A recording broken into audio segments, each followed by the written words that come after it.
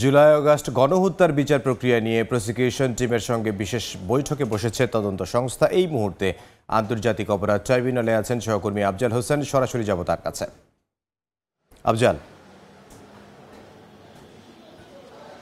আন্তর্জাতিক অপরাধ ট্রাইব্যুনালের চিফ প্রসিকিউটর অ্যাডভোকেট তাজুল ইসলামের বিশেষ পরামর্শক টবি ক্যাডম্যান, তিনি আন্তর্জাতিক মানবাধিকার বিষয়ক আইনজীবী এবং যেখানে মানবতা বিরোধী অপরাধ হয় সেসব বিষয়গুলো নিয়েও তিনি অনেক জানাশোনা আছেন।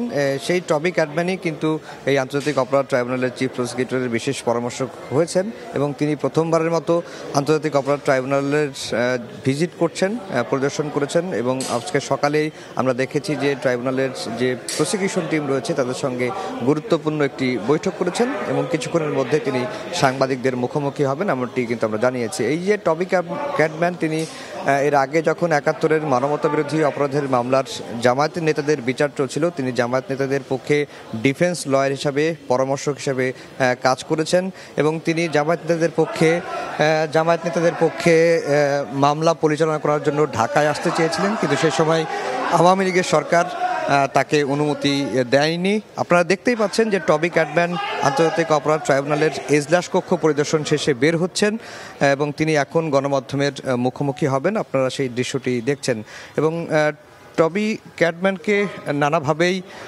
বিশেষায়িত করা যায় এবং তিনি আন্তর্জাতিক মানবাধিকার বিষয়ক অভিজ্ঞ একজন আইনজীবী, একই সঙ্গে এক্সট্রাডিশন বিষয়েও তিনি এক্সপার্ট।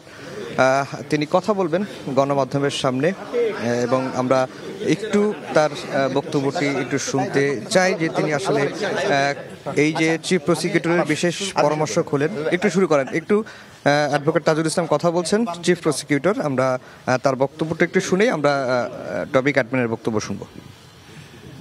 আচ্ছা, আমরা আগেও আপনাদেরকে বলেছিলাম যে আন্তর্জাতিক অপরাধ ট্রাইব্যুনালের যে প্রসিকিউশন এজেন্সি, চিফ প্রসিকিউটরের অফিস, সেখানে এই চিফ প্রসিকিউটরকে এবং তার প্রসিকিউশন এজেন্সিকে সাপোর্ট করার জন্য, অ্যাডভাইস করার জন্যে এবং আমাদের এই বিচার প্রক্রিয়া যাতে করে আন্তর্জাতিক একটা স্ট্যান্ডার্ড অনুযায়ী হয়, এইখানে যাতে কেউ কোনো প্রশ্ন তোলার সুযোগ না পান, সেই কারণে আমরা এইখানে চিফ প্রসিকিউটরকে অ্যাডভাইস করার জন্য একজন ফরেন কনসালটেন্ট আমরা অ্যাপয়েন্ট করেছি চুক্তির মাধ্যমে, যিনি আমাদেরকে আন্তর্জাতিক স্ট্যান্ডার্ড অনুযায়ী এই বিচার প্রক্রিয়া চালিয়ে নেওয়ার ব্যাপারে, প্রসিকিউট করার ব্যাপারে যিনি আমাদেরকে সাহায্য করবেন।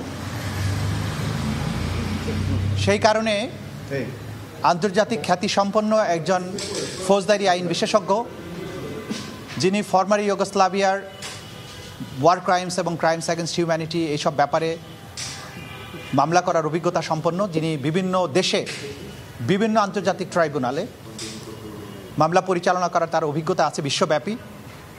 সে কারণে মিস্টার টবি ক্যাডম্যানকে আমাদের এই প্রসিকিউশন এজেন্সির অ্যাডভাইজার হিসেবে আমরা অ্যাপয়েন্ট করেছি। তিনি বাংলাদেশে এসেছেন, আমাদের সাথে মিটিং করছেন বিভিন্ন বিষয়ে, পলিসি নির্ধারণের ব্যাপারে, স্ট্র্যাটেজি নির্ধারণের ব্যাপারে, তদন্তের ব্যাপারে, সব ব্যাপারে আমাদের যা কিছু করা উচিত সেই ব্যাপারে তার সাথে আমরা পরামর্শ করছি, আলোচনা করছি এবং এই বিচার প্রক্রিয়া স্বচ্ছভাবে, আন্তর্জাতিকভাবে যাতে কোনো রকম প্রশ্নের সম্মুখীন না হয় সেই ব্যাপারে আমরা তার সাহায্য গ্রহণ করছি। একইভাবে আপনারা জানেন যে আমাদের আইনে আমরা সেটাও করেছি যে ডিফেন্সের পক্ষ থেকেও তারা যদি এই ধরনের কনসালটেন্ট নিয়োগ করতে চান, তাদের পক্ষে অ্যাডভাইস গ্রহণ করার জন্য সেটাও তারা করতে পারবেন, কিন্তু তারা কোর্ট রুমে লয়ার হিসাবে সরাসরি করতে হলে বার কাউন্সিলের পারমিশন ছাড়া করতে পারবেন না। টবি ক্যাডম্যান আমাদের পক্ষে আছেন, তিনি আমাদের অ্যাডভাইস করছেন। আজকে তিনি এসে আমাদের সাথে ফর্মাল মিটিং করেছেন। তিনি ইচ্ছা প্রকাশ করেছিলেন যে মিডিয়ার সামনে তিনি কথা বলতে চান, সে কারণে আজকে আমরা তাকে নিয়ে এসেছি। তিনি এখন আপনাদের সামনে কথা বলবেন। It's a turn, Toby. Thank you very much. So, first of all, just let me say it's a privilege and an honour to be assisting the Chief Prosecutor and his team. I have been appointed by the Law Ministry to serve as a special advisor to the prosecution section based on my previous experience in dealing with these matters in a number of different jurisdictions. This is my second visit. I was here a couple of months ago to meet with the Chief Advisor, with the Law Advisor, the Attorney General, and at that time the newly appointed Chief Prosecutor, to advise on some of the areas that I think needed to be addressed. Certainly from my previous experience of the ICT under the previous government was obviously not a good experience, and there were a great deal of criticisms as to how the process was politically manipulated. What was very clear from my discussions with the interim government that this is very much a new chapter, and a chapter aimed towards justice, not retribution and not revenge. For that reason, the ICT Act has gone through some amendments with a view to ensuring that international standards are maintained, the highest standards are maintained, and that any investigation, prosecution and trial will be transparent in accordance with the law and conducted by independent and impartial professionals. Having had meetings the last 2 days, I believe that there are still amendments that need to be made. I think great steps have been taken already. A lot of work needs to be done. I've had the opportunity to discuss with the investigators and the prosecutors this morning. I'm hugely impressed with the work that they've done. The work has been done to a very high professional standard, but what I would say is that the people of Bangladesh and the media in particular, you have to be patient and you have to allow the prosecutors and investigators to do their job properly. These are very complex cases. These are very important cases. It is essential that they are done properly, and it is essential that those that are standing with me today are allowed to do their work without external interference.